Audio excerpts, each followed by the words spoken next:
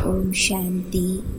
आज बाबा ने कहा, मीठे बच्चे, तुम्हें देवता बनना है तो माया के अवगुणों का त्याग करो।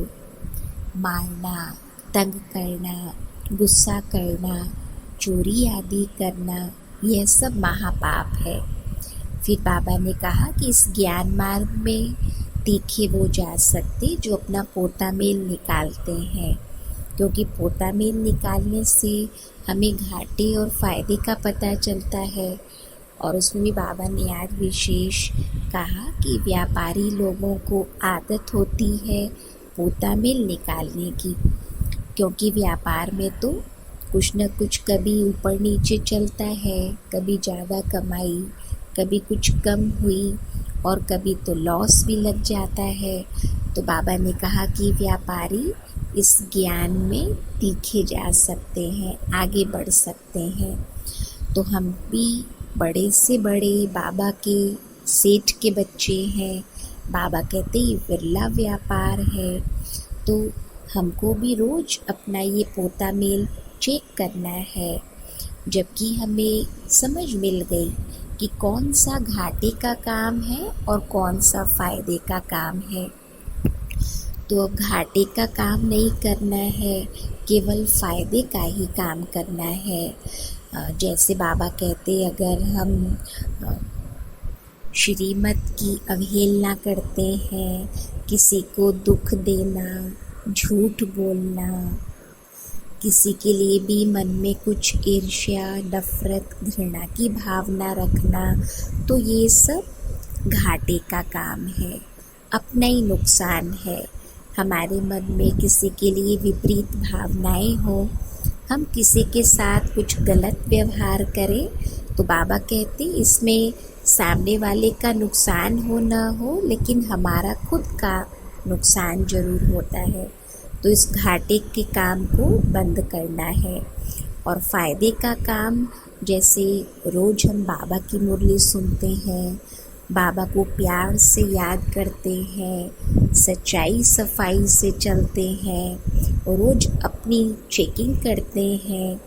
अगर हमसे कोई भूल हो जाए तो हम दिल से उसको स्वीकार करते हैं और फिर उसको परिवर्तन करने का दृढ़ संकल्प भी करते हैं। सबके साथ मिलजुल कर प्यार से रहते हैं। हमारे मन में सबके लिए शुभ भावनाएं है, सबको सुख देने की भावना है, सबको आगे बढ़ाने की भावना है, सबके कल्याण की भावना है।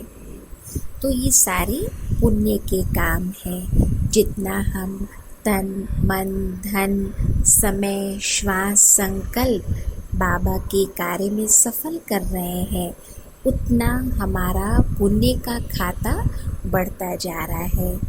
तो जैसे व्यापारियों को ये बड़ा उमंग होता है कि कमाई बढ़ती जाए, और इसी के लिए वो प्रयासरत रहते हैं। तो बाबा कहते हमको भी अब इस कमाई में साहूकार बनना है। जैसे लौकिक में भी कोई बच्चा पिता के काम में सहयोगी होता है, पिता के व्यापार को और बढ़ाता है, तो दिल से कितनी आशीर्वाद निकलती है पिता के कि कितना होनहार है, ये मेरा सपूत बच्चा है, लायक बच्चा है, ये नाम रोशन करने वाला है, कुल का, खानदान का। कितनी दुआएं मिलती हैं, और वो दुआएं भी हमें जैसे आगे बढ़ाती हैं, हमें हर कार्य में सफलता दिलाती है। तो बाबा भी कहते हैं कि हमें भी सदा रूहानी सेवा में तत्पर रहना है। जब लौकिक माता पिता की आशीर्वाद कमाल करती है, उसका इतना महत्व है, तो फिर जो परमात्मा हमारा सच्चा पारलौकिक माता पिता है, जो है ही सुखदाता, जो है ही सफलता का आशीर्वाद देने वाला, हर भंडारा भरपूर करने वाला, तो जितना हम उनके कार्य में दिल से मददगार बनते हैं, एक उनके ही होकर रहते हैं, तो कितना हमें भी बाबा की आशीर्वाद दुआएं मिलती हैं, और वो दुआएं हमारे जीवन को सरल बनाती हैं, निर्विघ्न बनाती हैं, हल्का बनाती हैं, खुशनुमा बनाती हैं।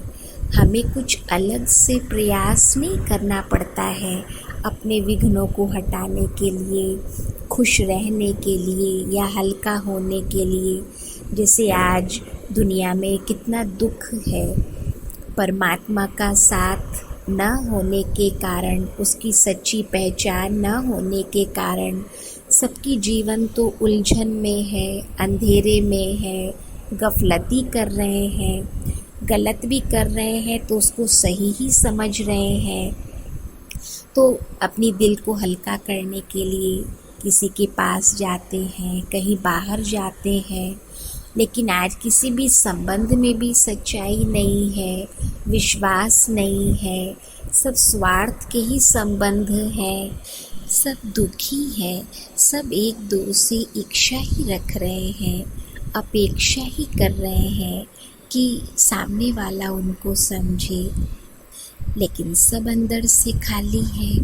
कोई किसी की हेल्प कर भी नहीं सकते, तो फिर ऐसे में मनुष्य मूंझ जाते हैं कि हम क्या करें।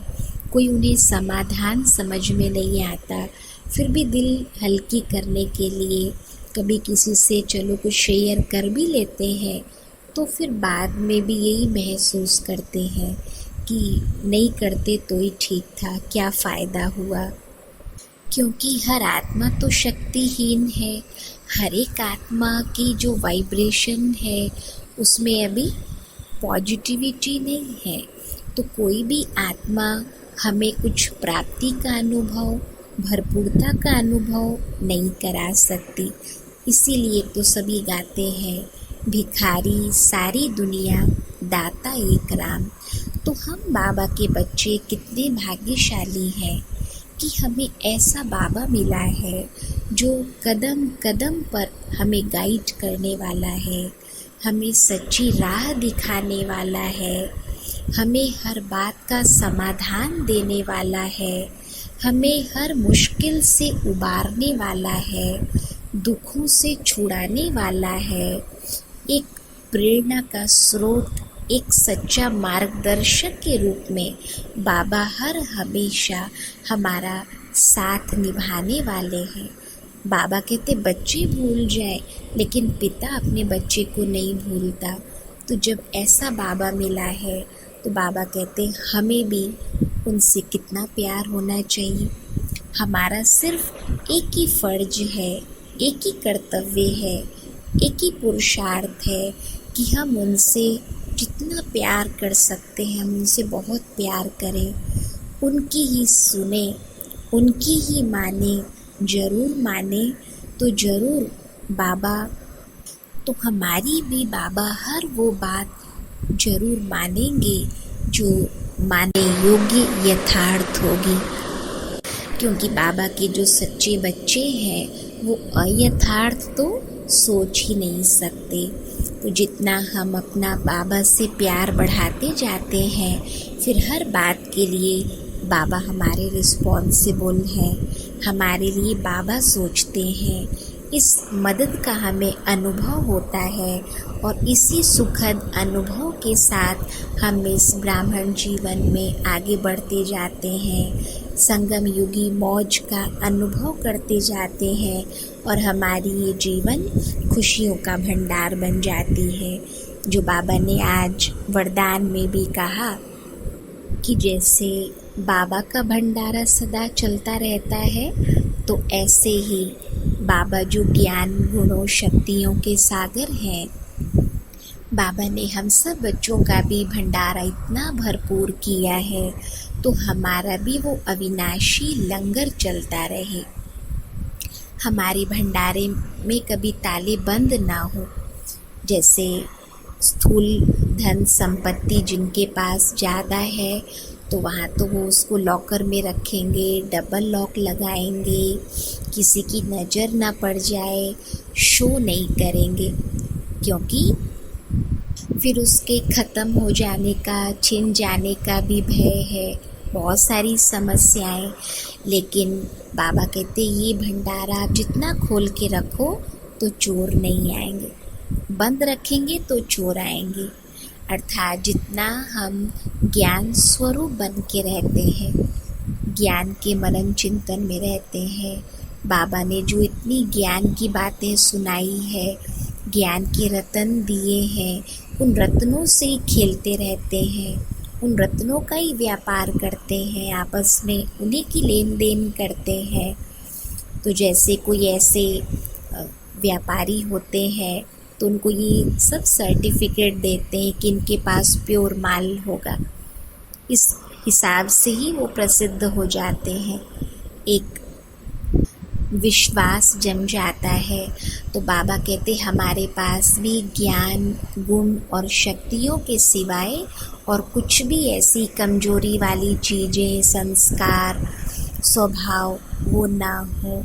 हम सदा ही इन चीज़ों से स्वयं भी सजे सजाए रहें और अनेकों को, अपने समीप आने वाली आत्माओं को हम इसका दान करते रहें।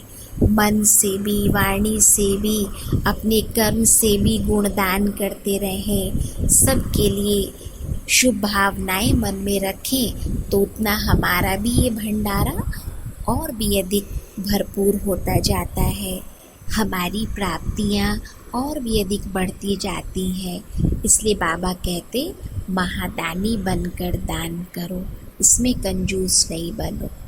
आज का स्लोगन, सुने हुए को मनन करो, मनन करने से ही शक्तिशाली बनेंगे। भोजन भी जितना डाइजेस्ट होता है तब ब्लड बनता है, एनर्जी आती है।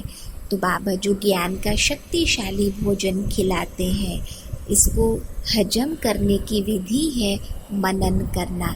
तब आत्मा में इसकी शक्ति आती है, वो ज्ञान अंदर धारण होता है। ओम शांति।